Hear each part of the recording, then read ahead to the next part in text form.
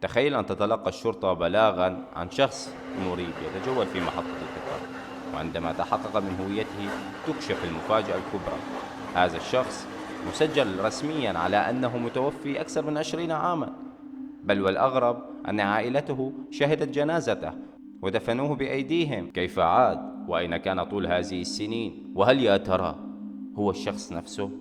قصة حقيقية وموثوقة وقعت في صعيد مصر، حيرت الكثير وما زالت دون تفسير حتى اليوم. وفي عام 1992 خرج الشاب يدعى فتحي العبد العال من قرية صغيرة في محافظة القناة باتجاه القاهرة باحثا عن عمل. مرت الأيام ثم الأسابيع وانقطع به الاتصال تماما. أبلغ أسرته أحد الأشخاص أنه تعرض لحادث قطار ومات، وبعد أيام استخرجوا جثمان الرجل مشوه الملامح، وادعت الأسرة أنه ابنهم فتحي وتم دفنه.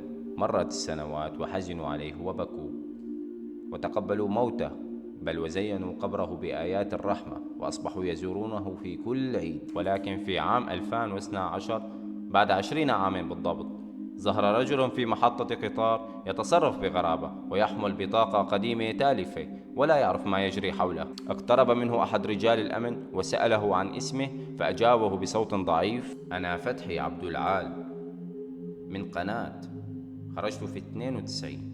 وبعد كده كل حاجة اسودت. الشرطة فتحوا محضر واستدعوا أسرته، وعندما رأته والدته صرخت وسقطت مغشاة عليها من هول المفاجأة. نعم، إنه ابنها الذي دفنته بأيديها أمامها واقف حيا يرزق. ولكن كيف وأين كان؟ هنا بدأت القصة بالدخول في عالم غامض. فتحي قال أنه تعرض لحادث وسرق منه كل شيء، ثم عاد مشردا مريضا نفسيا يتنقل بين مدن مصر ولا يتذكر من هو. ظل على هذه الحالة 20 عاما، بلا ماض بلا اسم بلا هوية.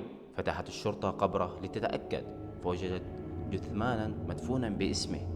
لا أحد يعرف لمن تعود هذه الجثة. هل كان فتحي فاقدا للذاكرة فعلا؟